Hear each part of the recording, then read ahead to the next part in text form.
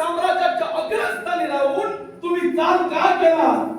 तुम्हाला आपल्यावर आक्रमण करता झालं, अखिल देवताला बाजूला ठेविलं आणि या नवा मंडळाच्या ठिकाणी वावरणारा हा आदित्य, या आदित्याच्या दिशेला मी विशेष करून येता झालो. याला कारण आहे, याला कारण इतरांच्या देवता आमचे वैरी आहेत, पण हे सूर्य या समुद्राच्या ठाई निघालेलं ते अमृत आणि त्या अमृताचं वाटप होत असताना आपण केलेली ती चुगली. होय, तो ब्रह्मा समर्पण.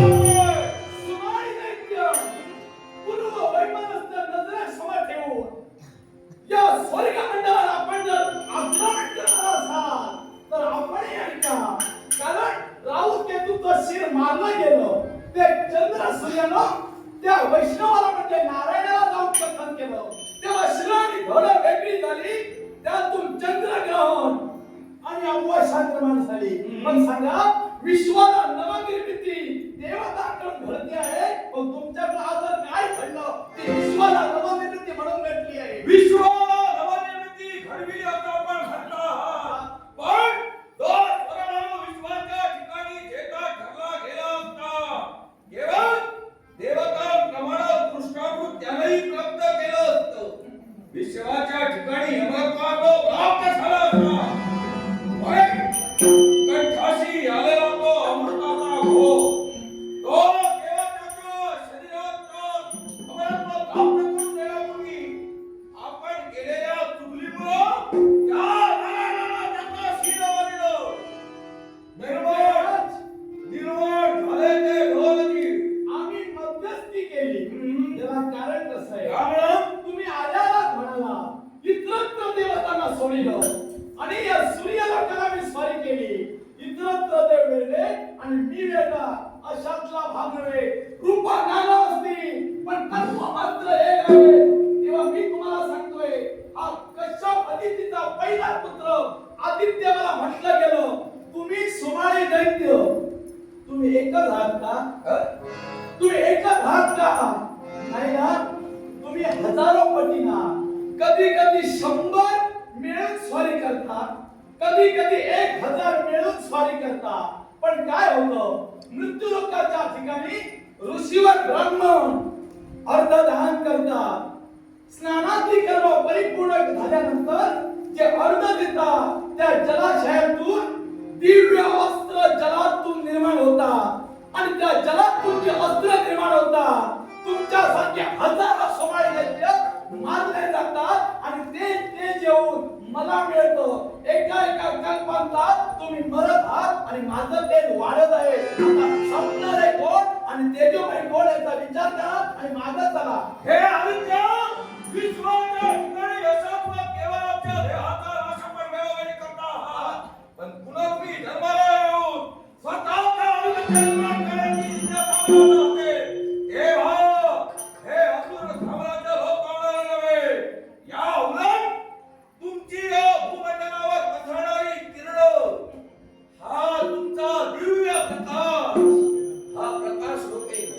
या विश्वाच्या ठिकाणी अंधकाराचं साम्राज्य मी निर्माण करेल आणि तुम्हाला अवरोध केल्याशिवाय राहणार नाही.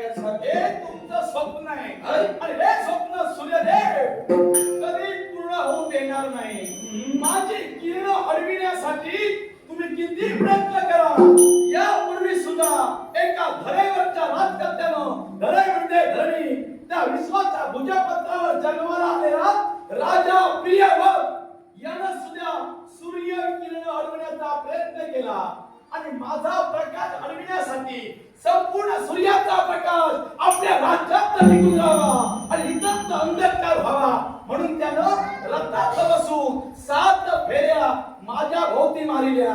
त्या 7 फेऱ्या मारत असताना पृथ्वीवर रथचक्रानं 7 खत पडले गेले.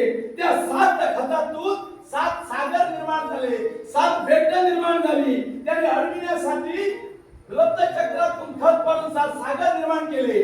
तुम्ही माझं किरणावर पिता काय निर्माण करणार ते सांगा. बरोबर हे सूर्यनारायण आपल्या तेजात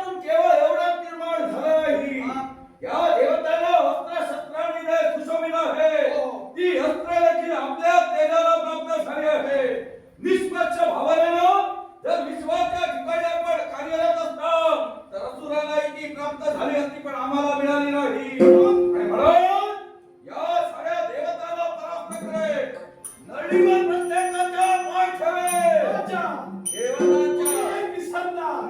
दैत्यराज, देव हे मरणारे नव्हे आणि जर मेले असते तर मला सांगा तुमच्यासारख्या पूर्वजांनी किती वेळा आम्हाला स्वर्ग साम्राज्यावर चाल केली. कोण तुम्हाला निवर्तनाला दिसला का? जर अमृत प्राशनावर अमर होतो तर त्याला मृत्यू कसा येणार? म्हणजे तुम्हाला नेमकं कोण करणार, कशामुळे करणार हे कळत नाही. अल्प बुद्धीच्या मस्तकात हे रवरवणारे हरिकारांचे किडे हे आमच्या विश्वाच्या ठिकाणी देव म्हणायला नवा याला कारण आपण सांगत कृष्णामृत देवताला मिळालं, दानवाला मध्यामृत देण्यास तुमची होती. हा. हजार विष शिवशंकराला प्राशन केलं पण तदनंतर मदिरा आली. ती कोणी स्वीकारली? असुरानं स्वीकारली. म्हणून मदिरा घेणारा नेहमी अठळक बोलतो. तसे तुम्ही आता बोलतातच आहे. देवराजाच्या मूर्खपणामुळं देवतांची संपत्ती सागराच्या तळाला गेली होती. पण देवतांचं अस्तित्व टिकावं, देवता प्रबळ व्हावे म्हणून दानवांचे चरणच्या देवराजाला पकडले, दानवाला मिळवणी केली आणि म्हणून दानवांनी सहाय्य केलं. छान जेवढा अधिकारच्या अमृतावर तुमचा होता तेवढा दानवांचा होता. दिलेलाही हा पुरुषाला घडविला. याला तुमच्या नेत्रानं तुमचा दोष दिलाय आणि जगातला तुमच्या नेत्रानं कुठं काय आहे हे आधी शोधायला हवं आहे. कारण 12 नावानं हा आदित्य, हा सूर्य नटलेला आहे.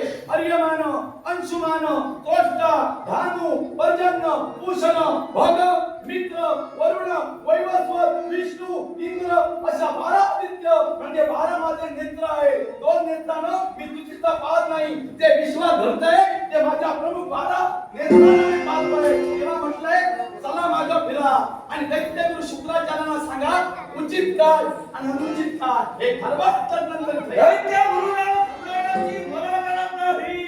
गुरुला शिकवण्याचे दिवस अद्याप यायचे बाकी आहे.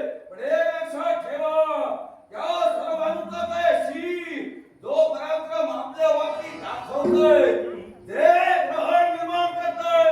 अर्थात हे फक्त शिरच होतं. पण हा भाव तुम्हाला नेत्र सोडवेल वाचल्याशिवाय राहणार नाही. तुमचा माझं वय हे पूर्वीपासून आहे. माझा जन्म झाला त्यावेळी माझ्या तेजोमय किरणातून अनेक असुर मारले गेले. तेव्हा त्यात तुम्ही आता बळी जाऊ नये म्हणून सांगतोय तुमच्या स्वस्तानी गमन करा. कारण देवतांचं तत्व संपवण्याचं स्वप्न हे तुमचं स्वप्नच राहणार आहे. शिवाचा प्रसाद मानवाचे सत्यात उतरणार नाही. यादी लक्षात ठेवा. असुरकुळाची उत्पत्ती ही मावळी तुमच्यासारख्या अल्पबुद्धीच्या मस्तकात गौरवणारे किडे हे शुक्राचार्याला सोडले म्हणून. ज्या शिवशंकराला आपला नाम सहन केलं त्या शिवशंकराचा मी आद्य पूजक आहे. माझा शिवकोण आणि सूर्यकोण हे ओमचं सामर्थ्य तुमच्या जवळ आहे. जिथं मी तेजोमय होतोय शिवाला सुद्धा मी तेजोमय करतोय. कैलासाला माझा प्रकाश जातोय. मग माझ्या प्रकाशाने तुझा देव दिसतोय तर मला अंधार करण्यासाठी आलास का? विश्व